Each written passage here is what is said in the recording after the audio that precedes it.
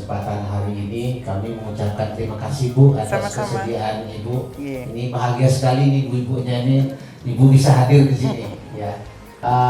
Sedikit saya sampaikan tentang kegiatan ini Bu, bahwa kegiatan ini memang khusus untuk kalangan ibu-ibu Buddhis di seluruh Bali. Jadi organisasi Buddhis dari tingkat provinsi dan tingkat kabupaten ada semua. Jadi semua perwakilan dari seluruh kabupaten kota ada di sini menjadi peserta.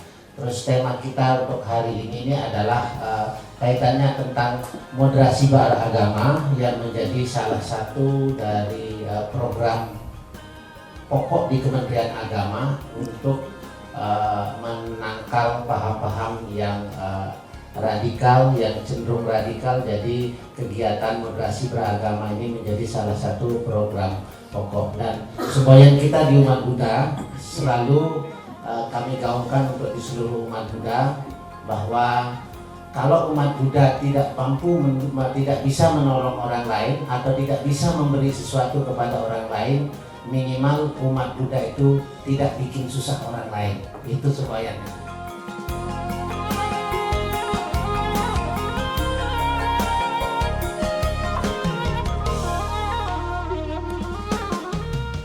Kenapa kemudian pemerintah kita sekarang sangat getol? Tidak sekarang saja, dari dulu kita diingatkan oleh para pengelingsir, oleh leluhur-leluhur kita yang ada di seluruh Nusantara.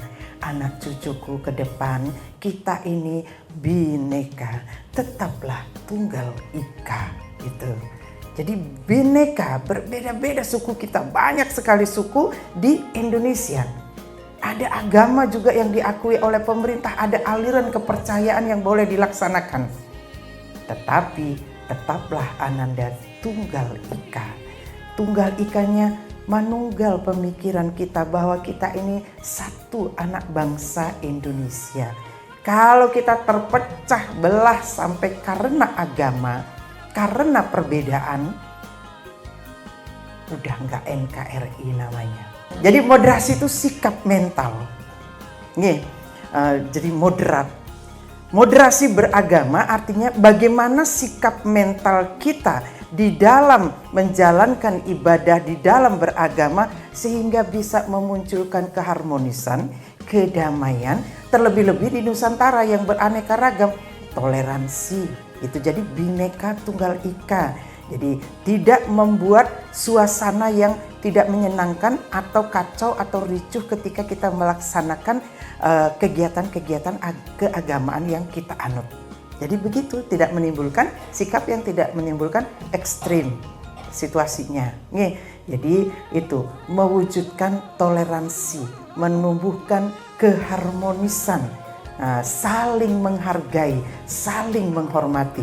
Itu sikap mental seorang yang agamis. Jadi orang di dalam masyarakat dengan menganut agama tertentu yang diyakini, itu dia mewujudkan suasana yang harmonis dengan orang lain walaupun dia berbeda suku, walaupun dia berbeda agama. Nanika. Jadi ada etnis Tionghoa, ada India, ada Arab, ada suku Sasak, suku Bali, suku Jawa, dan lain sebagainya. Ada Melayu juga. Nah, tapi di Bali pembauran itu sangat luar biasa. Kalau boleh dibilang pelangi kebinekaan paling indah di Bali. Nah, jadi seperti itu. Nah, kita lihat sekarang di Bali. Di Bali zaman dulu seperti itu. Pembaurannya, toleransinya sangat tinggi. Apapun agama kita di Bali itu nyaman. Justru karena nyaman, kita kaum perempuan jangan terlena. Jadi mulai dari zaman penjajahan kita sudah diketahui kelemahan kita. Bila tidak ada yang menyulut, kita adem ayem saja. Pelangi kebinekaan sangat indah di Bali. Rukun kita. Karena apa? Kita punya sikap mental, yaitu moderasi, moderat kita. Itu. Jadi sikap mental itulah yang memunculkan kemudian bahwa kita harus membuat suasana yang aman, nyaman, damai dalam kehidupan ini. Dari mana sih munculnya sikap moderat itu?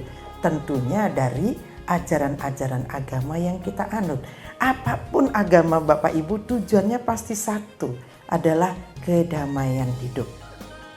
Kita dituntun untuk 3 sesungguhnya pokoknya ketika kita hidup, ketika kita mampu berpikir yang baik, lalu kemudian melontarkan pikiran dalam berbicara yang benar, kemudian bicara kita wujudkan dalam tingkah laku yang membuat orang lain di sekitar kita itu nyaman.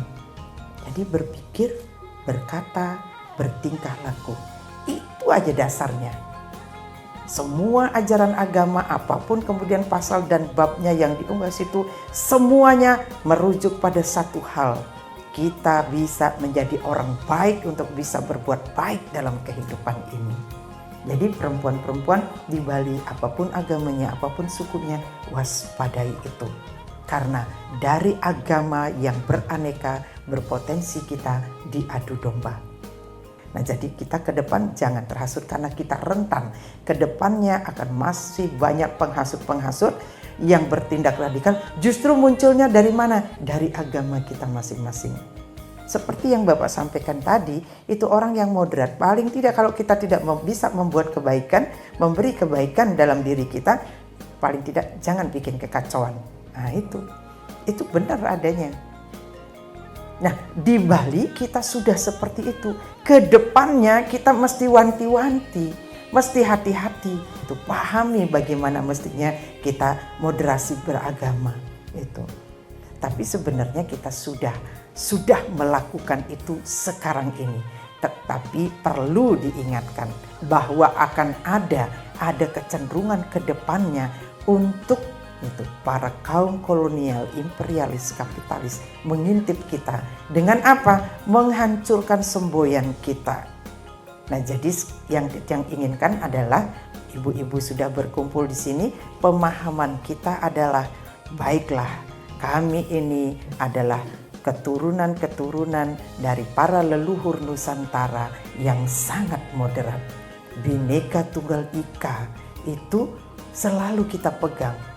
Agama kita, tuntunan hidup kita agar kita menjadi orang yang selalu lebih baik, berbuat baik, membuat suasana menjadi baik. Baik itu tujuannya, apapun agamanya. Nggak ada agama yang bikin jelek, nggak ada. Karena agama itu tuntunan suci di dalam menjalankan hidup dan kehidupan ini. Nah, jadi ibu-ibu yang sudah sangat cerdas ini pasti punya filter yang kuat. Begitu kita membaca, ibu pasti sering googling nih kan, lihat TikTok, lihat FB, lihat IG gitu kan. Ada begini, bener nggak ada begini. Jadi WWK, kecerdasan dan rasa suara hati ibu, pakailah itu untuk memfilter. Orang-orang moderat, orang-orang yang sangat mudah menyesuaikan dirinya, membuat suasana menjadi harmonis. Itu kalau moderasi beragama, ya tentunya toleransi, saling menghormati. Itu yang tumbuh dalam sikap mereka. Jadi mulainya dari mana?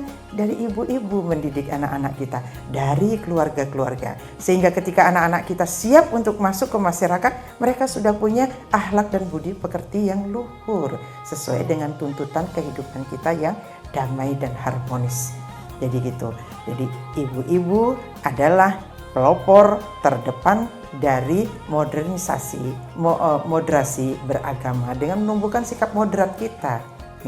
Mulainya dari ibu-ibu, tularkan kepada anggota keluarga kita. Dan kedepannya hati-hati, sikap sikap kita yang moderat itu nanti akan digerogoti oleh hal-hal, oleh radikal-radikal. Jangan sampai kita goyah, kukuhlah kita. Pertanyaan, apa saja potensi peran perempuan dalam mewujudkan moderasi beragama? Perempuan itu penting karena apa? Mulai dari perempuan di rumah kita masing-masing. Moderasi itu sikap mental, bagian dari karakter dan jati dirinya anak-anak kita. Mulainya dari rumah. Kalau nanti moderasi beragama, dari moderasi itu kan sikap mental. yang akan menumbuhkan ketika masuk ke ranah agama, sikap mental yang bagus akan menumbuhkan toleransi, saling hormat, menghormati. Peranan perempuan, ajarkan anak-anak kita belajar dari rumah saling hormat. Kalau nggak diajarkan dari rumah, dia nggak tahu rasa menghormati. Jadi itulah keharmonisan dengan kemampuan seorang perempuan, keluarga jadi harmonis. Dia akan membimbing putra-putrinya. Makanya capaian mulia seorang perempuan bukan karirnya di ranah publik, tetapi kesuksesannya mengawal keluarganya, anak-anaknya terdidik dengan baik. Itu capaian mulia seorang perempuan.